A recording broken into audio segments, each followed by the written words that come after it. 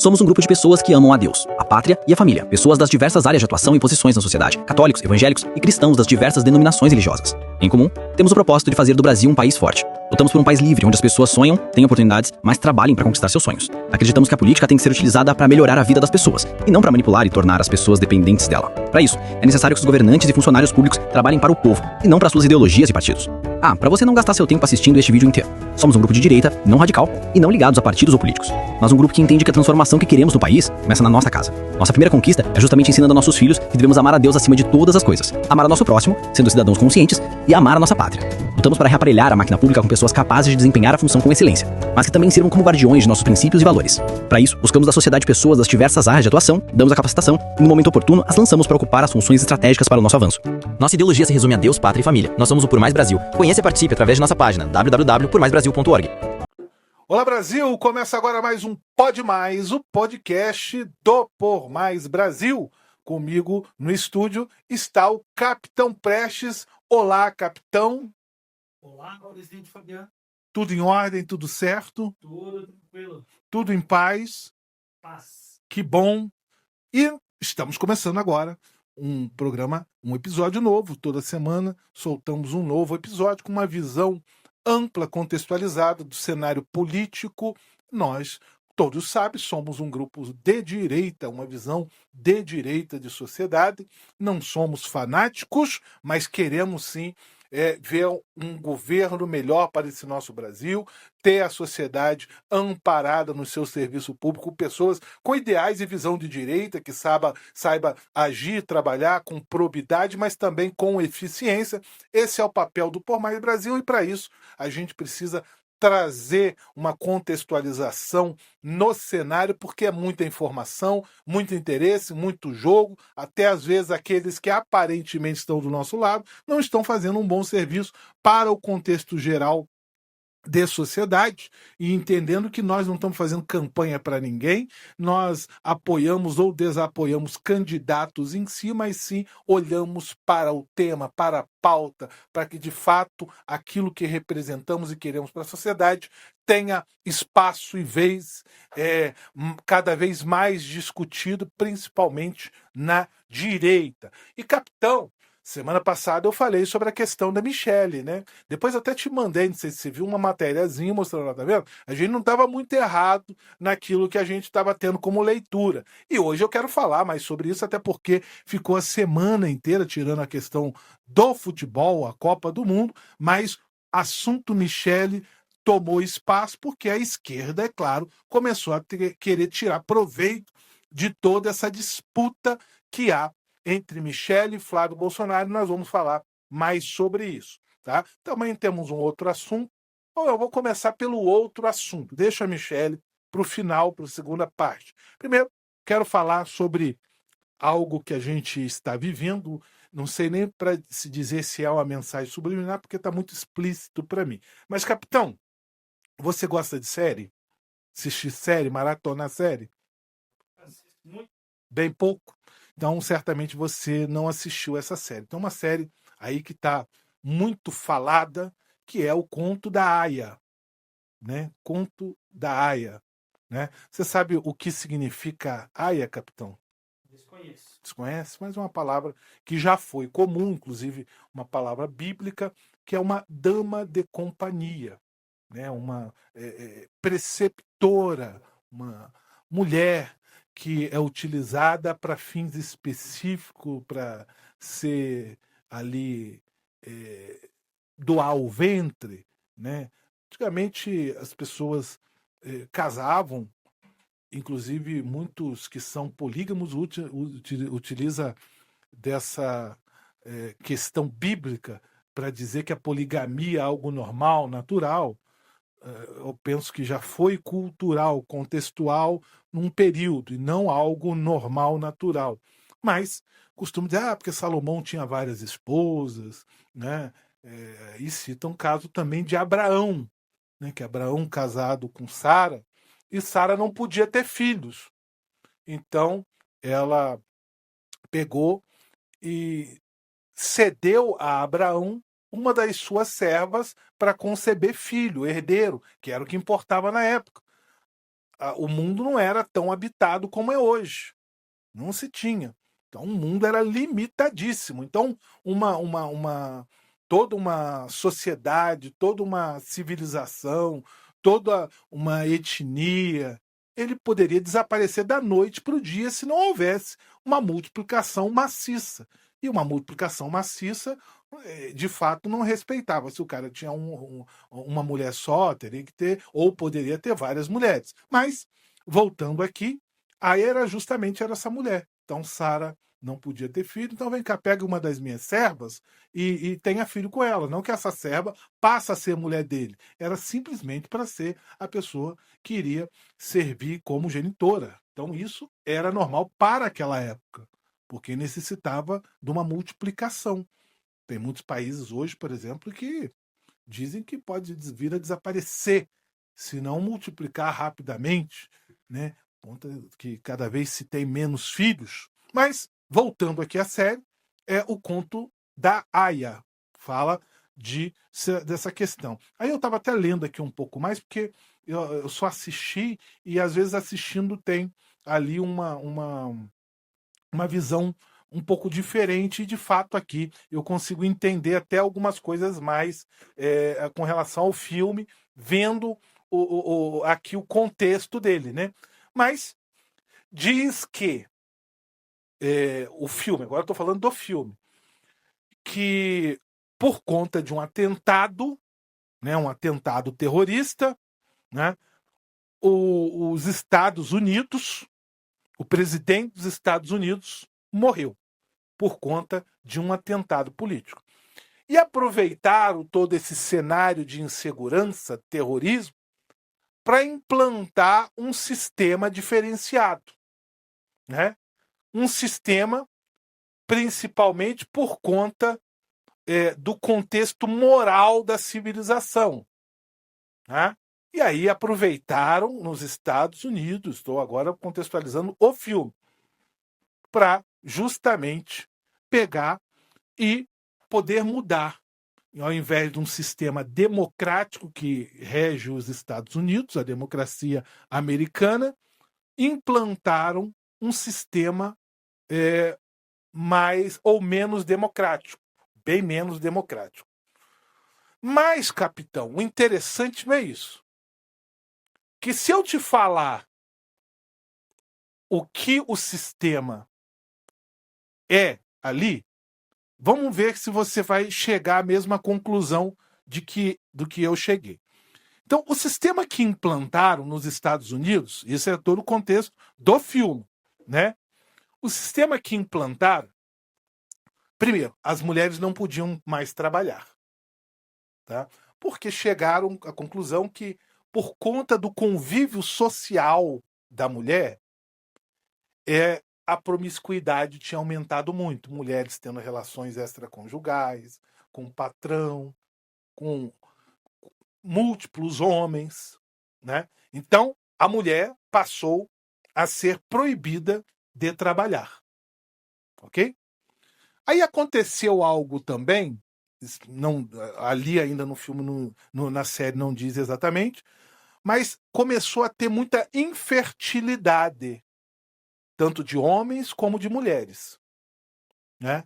Tanto de homens como de mulheres, muita infertilidade. Então, pegaram, dividiram a sociedade em castas, onde os multiplicadores, aqueles que serão os alfas, são chamados de comandantes. Esses podem procriar, comandantes, homens. E separaram mulheres que as mulheres tinham, então, 3 utilidades. Primeiro, serviçal. Mulher, todo o trabalho de serviço, doméstico e tal, é a mulher que exerce. Segundo, ser esposa. Esposa dos comandantes e tal. E terceiro, ser procriadora. De quem? Dos comandantes. Então, essas aias que eles chamam é por causa disso. Eles atribuem que quem é infértil é a mulher, né? E que essas aias seriam mulheres separadas e treinadas para quê? Para procriar. E com quem que elas podem procriar? Com os comandantes. Ok? Te deu uma certa noção? Se a gente for falar de um regime de sociedade, regime político, com qual regime ou com qual religião se enquadra isso? Baseado no seu conhecimento. Meu conhecimento? É. Onde a mulher só pode usar um tipo de roupa, não pode mais usar roupa indecente, não pode usar joias, onde mulher não pode participar das coisas junto com o homem, onde mulher serve para procriação, é um ser inferior. É muito visível isso. Tá muito claro? Então fale. Que é. Fugiu o nome agora. Fala o país que tem esse regime, alguma coisa, só pra gente ter noção, para eu não botar palavras na sua boca. Não, mas isso aí tá muito. Agora me fugiu a palavra. Mas é bem comum com o que a gente vê do Fala um país. Irã. No Irã? Irã. Então, o Irã é o regime dos ayatolás, religião muçulmana, islamistas, o muçulmano, ok? Bom, eu falei porque chegou, já falou um país, então só citei o país, mas se você olhar, então tudo leva a isso. Por quê? Porque as mulheres não podem mais trabalhar, passam a ser o lixo da sociedade, né? Só ocupam posições Todas as restrições. com todas as restrições, o homem pode tudo, pode ter a sua esposa e pode ainda usar essas outras aias como para multiplicação, procriação.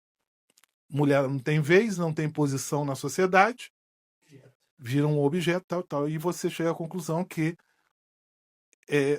a religião muçulmana, o Islã prega mais isso, e os países que têm essa religião, que normalmente controlam também a religião, países muçulmanos, né?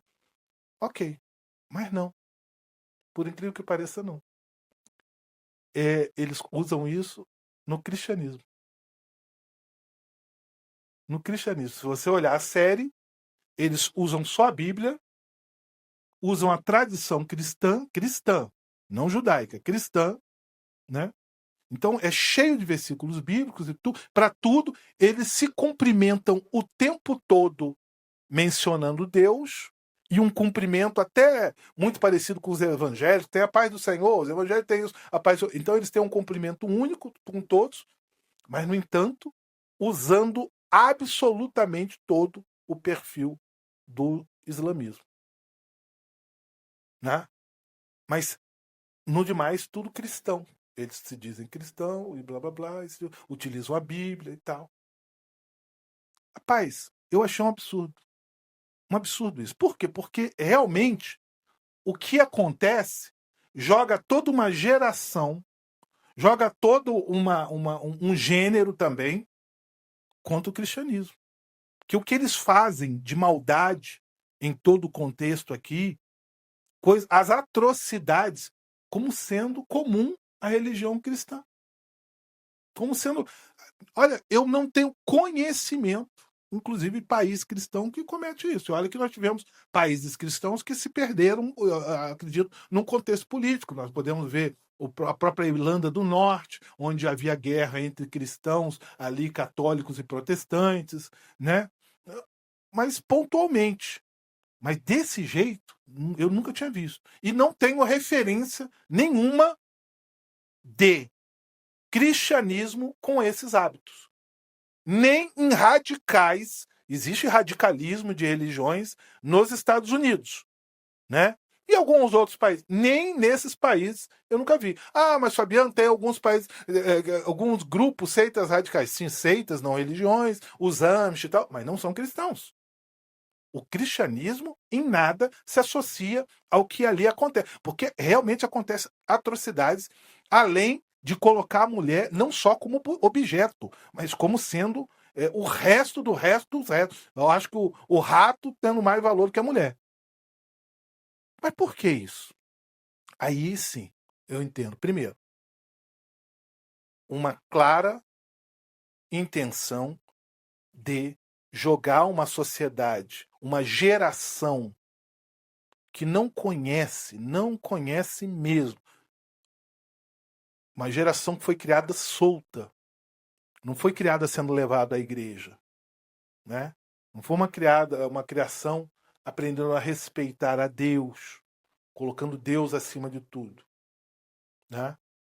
Contra o cristianismo. Para mim é claro isso aqui. E aí usando um artifício da esquerda. Acuse eles daquilo que eles não são, mas acuse, que muitos vão acreditar que realmente eles são. Você vê que a esquerda começa a chamar genocida. E nem eles sabem direito o que é genocida. Mas depois começa muita gente a chamar genocida. Então, se você pergunta para muitos de esquerda que usam a palavra genocida, eles nem sabem o que significa. Aí, quando descobre o que a palavra significa, sim, mas fulano é genocida? Aí não sabe responder. Por quê? Porque eles têm por estratégia acusar o seu adversário daquilo que ele não é, né? E repetir. Então, quando na guerra ali entre Israel, né, e o grupo Hezbollah, aí os nóia, os loucos do Brasil, uns besta da esquerda, querendo se intrometer para perseguir o cristianismo, eles ficam do lado de quem?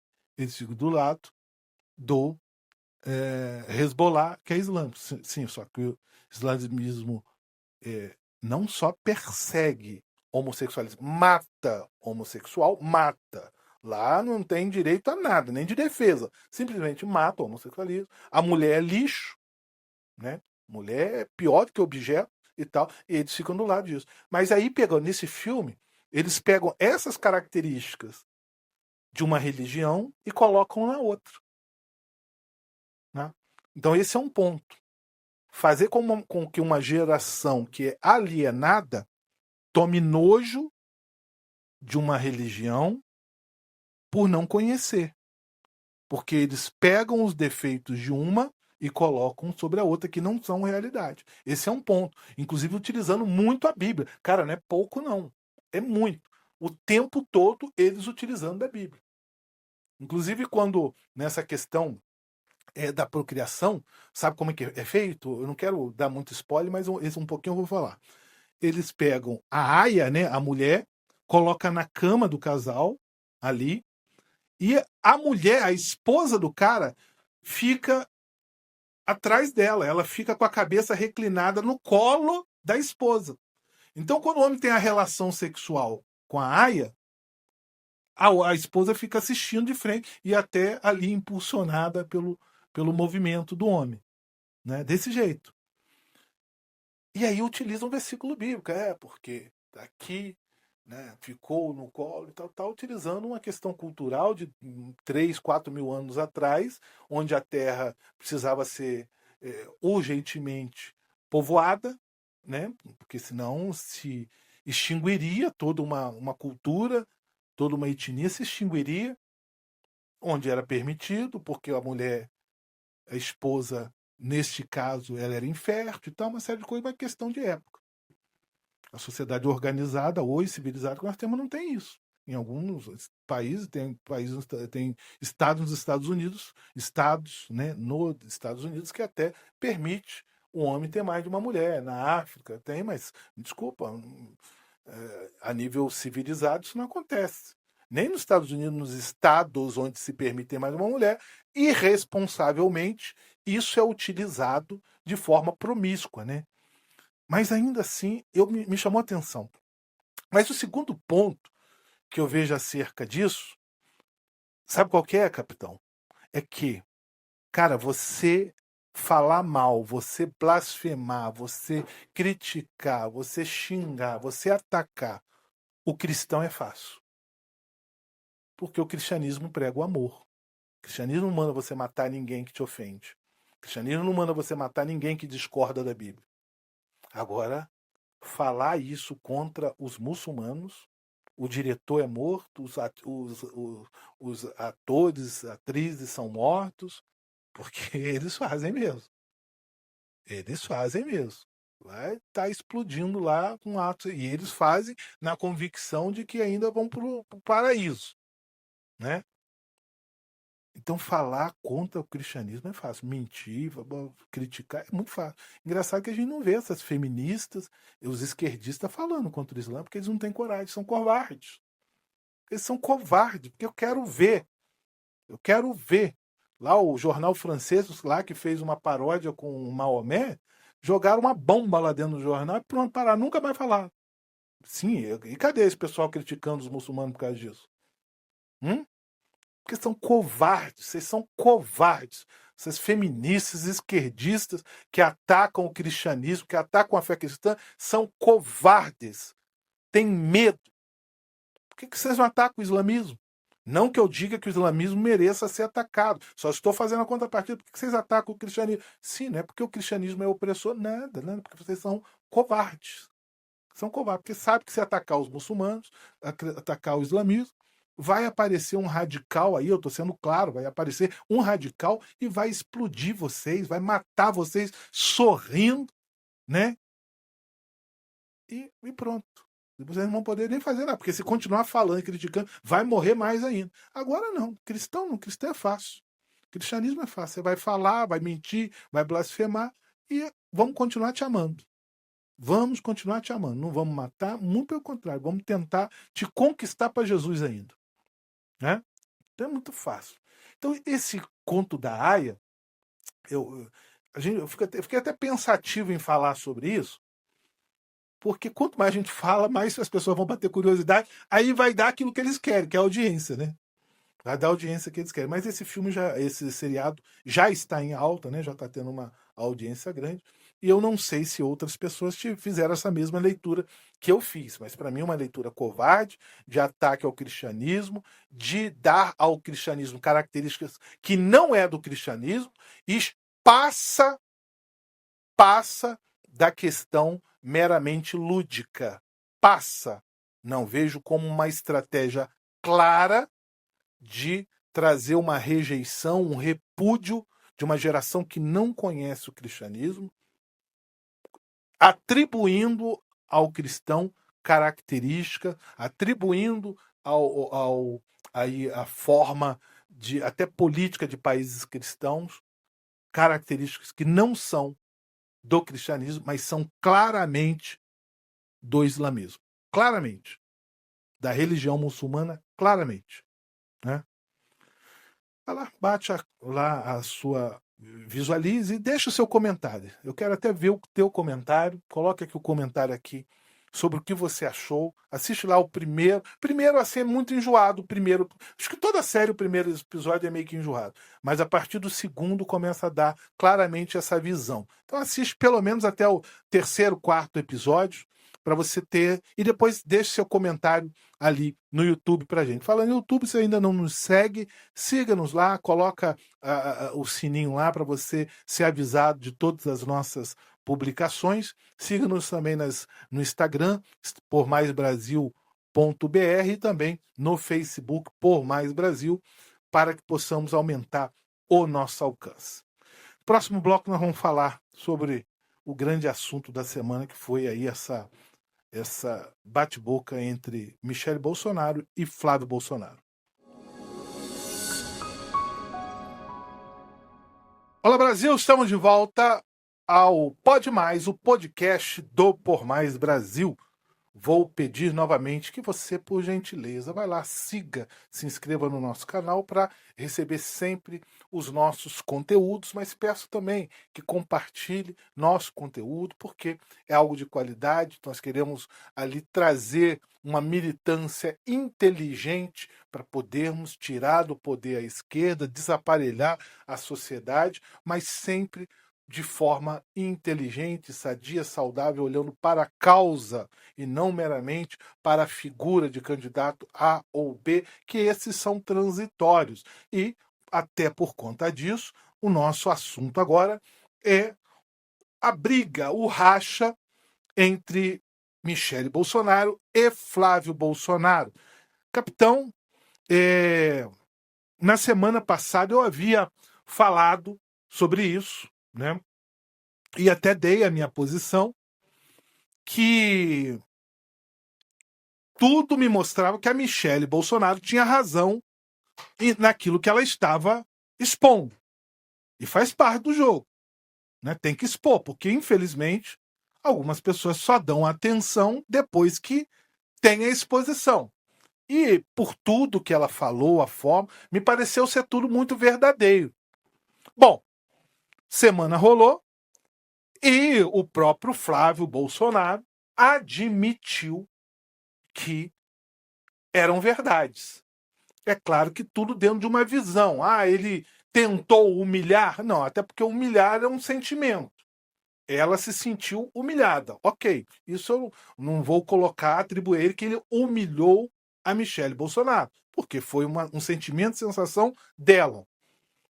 Mas que, de fato, ela estava sendo escanteada, não estava sendo ouvido, que a briga que eu estou vendo que foi a principal ou o estopim para isso é a questão no Ceará, o apoio de Flávio Bolsonaro ao Ciro Gomes, em detrimento das lideranças de direita lá. Ok, e houve o desenrolar isso, e o presidente do PL, Valdemar, tentando contornar e tal, para que não houvesse uma repercussão, mas a coisa não parava de crescer, e chegou e culminou com a saída da Michele Bolsonaro do PL Mulher. Mas isso é relevante. Não, é muito relevante, porque ela trouxe uma militância feminina para a política que fez o PL, por exemplo, crescer em representantes femininas em 30%. Isso, então, é muito relevante. Tá? Mas, ainda assim, as candidaturas de direita, a partir, ou começou, né, com o próprio pai do Flávio Bolsonaro, o Jair Messias tinha ali uma fama de muito machista. E tentava sempre quebrar isso junto ao eleitorado feminino. E a Michele era peça-chave para isso. Mas hoje, o que nós temos e vemos é que uma Michele, que é uma peça-chave, mas não está disposta a apoiar o Flávio Bolsonaro. Existem ainda algumas questões que são boatos, que é a questão de participação ou suposta participação de Flávio Bolsonaro em festas promovidas pelo Vorcaro, inclusive algumas delas com denúncias de orgia. Mas isso é simplesmente boato, não há uma prova. E a esquerda, claro, que capitalizou isso. E o Flávio Bolsonaro teve que passar a semana tentando justificar que não participou de festa nenhuma. O problema é que, como ele disse também lá atrás, que não tinha conversado com o Vorcaro, que não conhecia o Vorcaro, e depois descobriu que tinha conversado e que conhecia o Vorcaro, agora ele tem que reverter uma situação aí mais grave. Mas o que importa nisso é que há um racha. Sim, tem que reconhecer. Primeiro ponto é se reconhecer que há um racha. Segundo ponto, reconhecer que há um racha de pessoas importantes. Volto a dizer, os emocionados, aqueles que de fato são gado, que infelizmente a esquerda gosta de chamar bolsonarista de gado, mas uns parece que são, ficam atacando a Michele, fica atacando o Flávio, né? Achando que não é relevante isso, mas é relevante. Tanto a Michele como o Flávio são extremamente relevantes. Eles não podem perder a Michele de jeito nenhum. Alguém vai ter que ceder. Se perder a Michele, vai perder uma força, olha, que eu afirmo que pode atingir até 10% de eleitorado. Até 10%. Isso pode sentir em pesquisa em até 10%. E no final, mais ainda. Então, alguém vai ter que ceder. Então, o que há hoje de concreto? Michele se afastou. Ou seja, isso eu não quero. Isso eu não preciso. Não abro mão disso. Agora eu preciso que Flávio Bolsonaro, a campanha de Flávio, entenda que é uma perda grande, que não tem como deixar. Alguém vai ter que ceder. Né? Alguém vai ter que ceder. E pelo que eu vejo, a Michelle é a parte magoada, afetada nessa questão. Não foi o Flávio afetado pela Michelle, foi a Michelle afetada por ele. Sabe? O PL vai ter que ceder. Vai ter que dar exposição e colocar a nível de discussão e decisão a Flávia, a Michelle Bolsonaro. Sabe? Isso é extremamente importante. Porque há um poder de crescimento não só nas candidaturas femininas, mas também no voto feminino. Né? E a esquerda está usando isso. Ontem eu até vi uma questão de críticas a Michelle por elogiar um programa lançado por Lula. Aí eu fui lá ler direitinho, não tem, ela não elogiou o programa em si, nem o Lula. Ela elogiou a situação, que é a questão ali de surdos e mudos e tal. O que é certo, o que é real é real. Isso eu vi, mas ela não elogiou. Olha, eu quero elogiar aqui o Lula pelo programa tal, ou quero elogiar o programa tal do governo Lula. Não, ela não fez nada disso. Está tentando claramente alguém usar isso para diminuir a autoridade e, é claro, a percepção ou a liderança política dela. Estão tentando fazer isso. E eu acho que é extremamente equivocado. Extremamente. Não tem que diminuir ela em 1 milímetro. Muito pelo contrário. Tem que tentar, de toda forma, valorizar, trazê-la para a discussão, trazê-la para as decisões, de forma que ela se sinta e seja realmente valorizada como uma personalidade política que também tem aí o capital político do ex-presidente Jair Bolsonaro. A esquerda está utilizando isso o tempo todo e é muito importante que alguém ceda.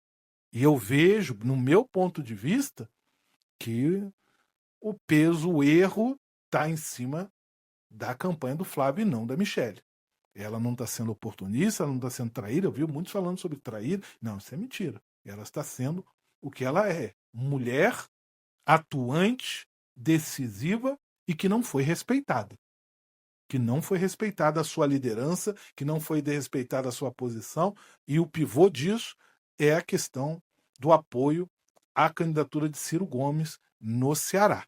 Né? Então é muito importante que haja assim um reconhecimento por parte do Flávio Bolsonaro e não tentar diminuir ou escantear mais ainda a Michelle. Ela é fator essencial, primordial para o crescimento da campanha, sim, da direita.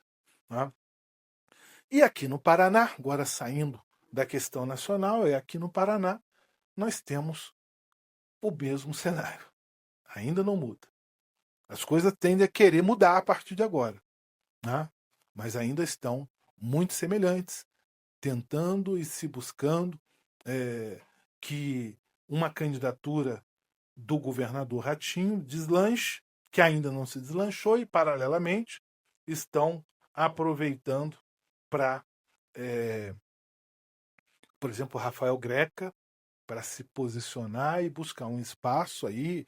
E eleição é de disputa. Eu sempre falo, eleição é disputa. Eleição não tem traição, é disputa. Tá? Aquele que tiver uma boa estratégia vence. Todos estão tendo estratégia diante da falta de posição, decisão do próprio governador Ratinho, que ia ser candidato a presidente, depois não foi e tal, e mudou completamente. Desespero de quem está em chapas proporcionais, PSD principalmente, que contava com um cenário que hoje não existe mais. Então hoje a gente tem aí o governador Ratinho, que corre o risco de não fazer nenhum senador e nem governador, nem o sucessor aqui no estado. E ainda continua, mesmas coisas, não muda. Mas vai se aproximando das convenções e começa a ter novas questões, e Curitiba principalmente. Eduardo Pimentel é capaz de ser um multiplicador, né? Será que ele está em condições em Curitiba, por exemplo, de levantar uma candidatura para governador? Tudo isso está sendo medido e esse final de semana sai uma nova pesquisa. Para mim, não espero grandes surpresas, acredito que vai continuar aparecendo o Moro à frente, né? E aí, talvez já Rafael Greca ali encostando na candidatura da esquerda, que é do Requião Filho, né? Então Rafael Greca já próximo ali, e o Sandro Alex também ali próximo de Rafael Greca. Não deve mudar muito além disso, não. Mas vamos continuar acompanhando, seguindo, visualizando e a gente treinando a nossa militância para fazer diferença nessa eleição. Mas muita água ainda vai passar por debaixo da ponte. Seguimos em frente, capitão. Era isso pela semana, né? O nosso recado é esse. Vamos continuar acompanhando, ainda em clima de Copa, né? Clima de Copa. Próximo domingo, amanhã, jogo do Brasil. Qual que é o seu aí? Você já tem alguma coisa aí para o resultado de amanhã? Palpite. O seu palpite, Brasil-Noruega. 2-0. 2-0 Brasil. Ótimo, que dê certo aí o seu palpite, né? E o pessoal ainda, vamos dizer, adormecido por conta do efeito Copa, né? Efeito Copa. E a política acontecendo nos bastidores. Um grande abraço a todos, um grande final de semana abençoado para todos aí. Vamos continuar acompanhando e trazendo à tona para vocês o melhor da política, um cenário contextualizado da política através do Pode Mais, o podcast do Por Mais Brasil. Um grande abraço.